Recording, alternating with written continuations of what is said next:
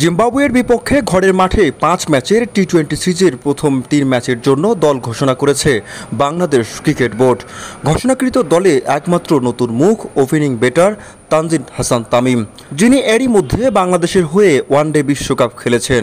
এছাড়াও ১৮ মাস পর জাতীয় দলে বিবেচিত হয়েছেন অলরাউন্ডার মোহাম্মদ সাইফুদ্দিন। অনুমিতভাবেই প্রথম ৩ ম্যাচের দলে নেই সাকিব আল হাসান এবং মুস্তাফিজুর রহমান। ফেরানো হয়েছে আফিফ হোসেন, পারভেজ হোসেন ও তানভীর ইসলামকে। এদিকে ৫ ম্যাচের টি-20 সিরিজ খেলতে এবার সন্ধ্যায় বাংলাদেশে পৌঁছেছে জিম্বাবুয়ের ক্রিকেট দল।